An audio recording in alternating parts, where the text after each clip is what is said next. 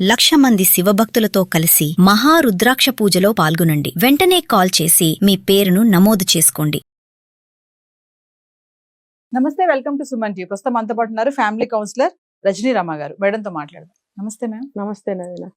Ma'am, ఇప్పుడు ladies కి 50 years పైబడిన తర్వాత అంటే రొమాన్స్ మీద వాళ్ళకి ఇంట్రెస్ట్ తగ్గడం వల్లే మొగుళ్ళు వేరే వాళ్ళని చూడడానికి ఇంట్రెస్ట్ చూపిస్తున్నారు అనేది ఒక కారణంగా కనిపిస్తుంది.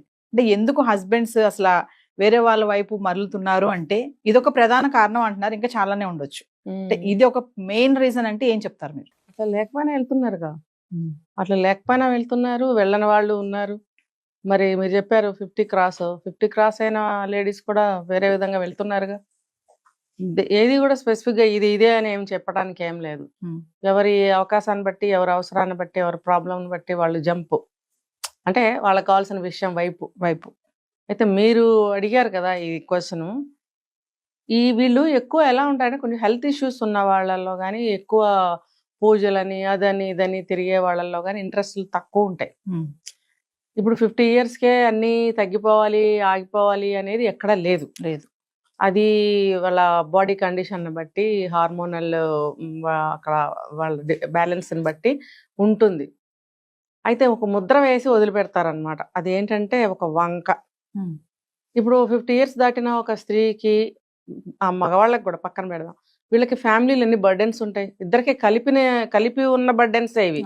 కానీ మగవాళ్ళు కొంచెం డిటాచ్డ్గా ఉంటుంటారు. ఆడవాళ్ళు ఏంటి, అన్ని పట్టించుకుని వాళ్ళే చేసుకోవడం, ప్రతి ఒక్కటి ఇన్ఫ్లుయెన్స్ ఆవిడ మీద పడడం అనేది ఖచ్చితంగా జరుగుతుంది. మనం ఒక వీడియోలో మాట్లాడుకున్నాం ఇది.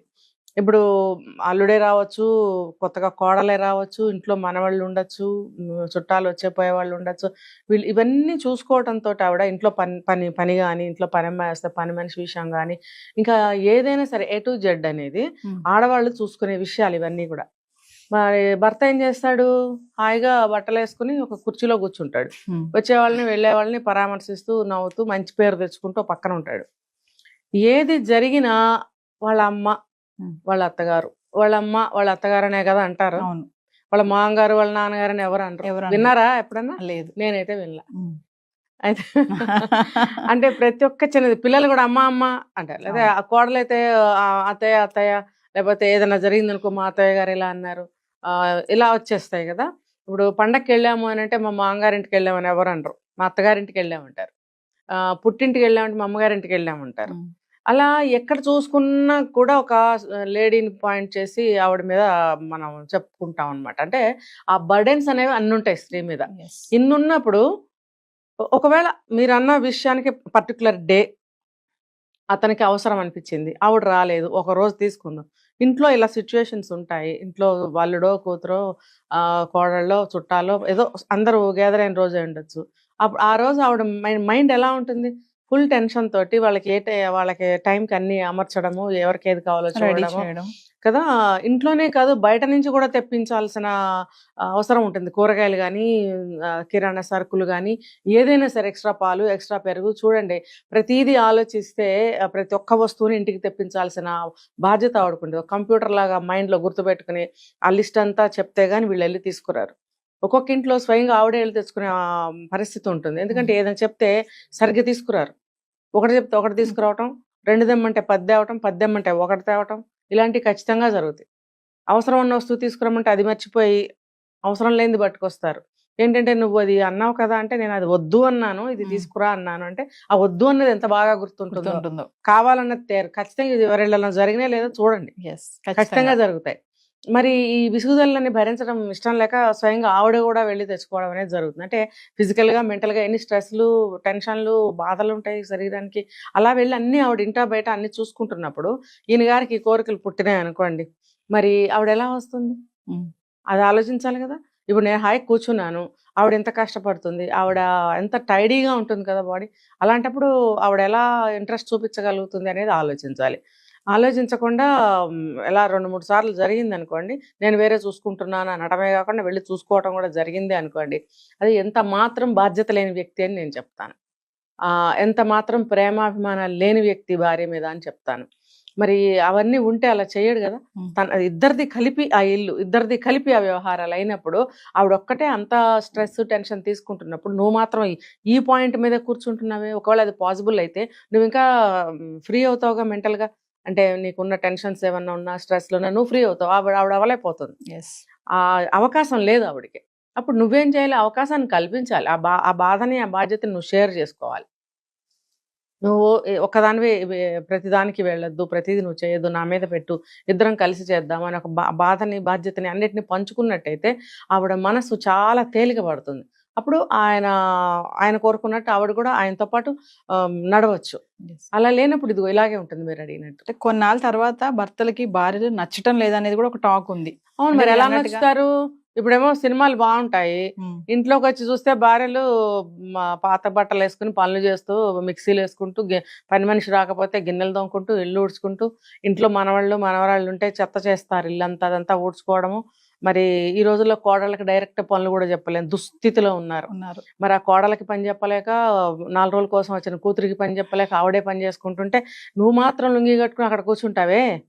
బాధ ఎవరికే ఉంది ఎక్కువ? నువ్వు ఎందుకు వెళ్ళిపోవాలి? ఇదంతా కళ్ళతో చూడట్లేదా? నువ్వు చూస్తున్నప్పుడు ఆ బాధని, అంటే నిన్ను చీపురు పట్టుకుని ఊడమని నేను చెప్పట్లా, నువ్వు ఆ కోరికను వ్యక్తం చేయకుండా నువ్వు రా అని ప్రెషర్ పెట్టకుండా ఉంటే ఆవిడకి అదే 10,000. ఆవిడ ఆ పని భారం తగ్గిన తర్వాత నువ్వు రిలాక్సేషన్గా 4 మాటలు మాట్లాడి కాసేపు కూర్చోవా అని నువ్వు అనగలిగితే, అంటావా ఎప్పుడన్నా? అనవు.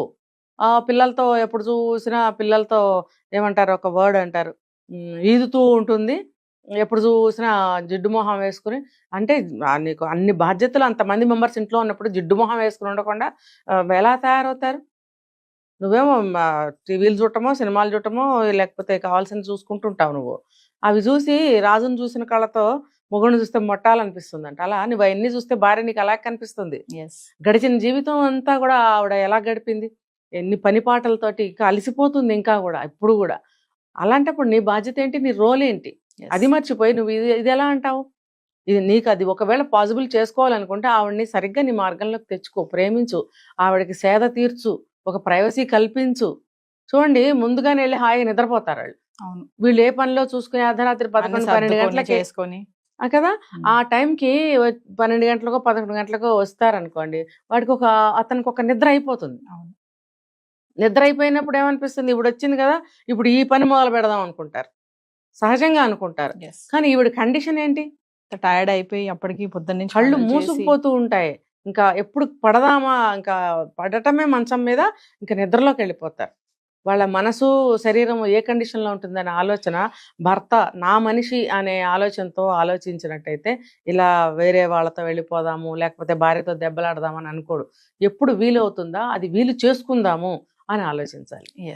అంటే మేడం, వివాహ సమయంలో చేసినటువంటి ఏవైతే ప్రమాణాలు ఉంటాయో వాటికి కట్టుబడే ఉండాలి అంటారు. కట్టుబడకపోతే ఇలాంటివన్నీ వస్తాయి కదా సమస్య కదా. మరి అంటే మీరు అన్నట్టుగా ఉదయం నుంచి అన్ని పనులు చేసుకుంటూ అంత అలసిపోయి ఉంటే వీళ్ళకి ఆ టైంకి ఆ పని చేయకపోతే ఇంకా వీళ్ళు వేరే మార్గం చూసుకోవడం అనేది ఎంతవరకు కరెక్ట్ అనేది మన పాయింట్. అవును, ఎక్కడా కూడా ఆ మంత్రాలు అసలు పెళ్లి పీటల మీద ఆ మంత్రాలే వినపడవు అసలు వాళ్ళకి. ఆ మంత్రాలు ఒకవేళ వినపడినా వాటి అర్థాలే తెలియవు. ఇప్పుడు ఈ రోజుల్లో ఎక్కడన్నా కొంతమంది అబ్బాయిలు అడిగి తెలుసుకుంటున్నారు ఆ మంత్రాలని, కానీ తర్వాత వాళ్ళు కూడా పాటించట్లేదు. ఎందుకంటే ఈ పురోహితులు కూడా ఇంకా అనవసరం అని చెప్పి ఏదో ఫ్లోలో చదివేసుకుని వెళ్ళిపోతున్నారు. తొందరగా చేసేయాలి అనిపించేవారు ఇదివరకు, అను అని చెప్పి ధర్మేచ ధర్మేచ అర్ధేచ అర్ధేచ అని అనిపించేవారు. ఇప్పుడు అనిపించడం కాదు, వాళ్ళకి వినిపించడం కూడా వినిపించినంత ఫ్లోలో వెళ్ళిపోతున్నారు. నేను చూస్తున్నాను, రేపు కూడా ఒక పెళ్లి ఉంది, అక్కడ అబ్జర్వ్ చేస్తాను. ఓకే, కాబట్టి అసలు ఆ మంత్రాలు అనేవి ఉంటాయని, వాటికి అర్థాలు ఇలా ఉంటాయని, వాటిని ఇలా ఫాలో అవ్వాలనే విషయం కూడా ఎవరికి చాలా మందికి తెలియదు. పూర్వీకులకు తెలిసేమో కానీ తెలుసు కాబట్టి కాస్త కోస్తా ఉన్నారు. ఇప్పుడు వాళ్ళకి అసలు ఎవరికి ఇప్పుడేంటి కొంత కింద పాత అంటే ఈ జనరేషన్కి ముందు జనరేషన్ వాళ్ళు కూడా తెలియదనే చెప్పాలి. తెలిస్తే మరి నడివేసి వచ్చినా కూడా 60-70 ఏళ్ళు వచ్చినా కూడా గొడవలు ఎందుకు అవుతున్నాయి? తెలియక జరుగుతున్నాయి. తెలుసుకుని కూడా ఇవన్నీ ట్రాష్ అంటారు. అప్పుడు అనుభవించాలి. Thank you.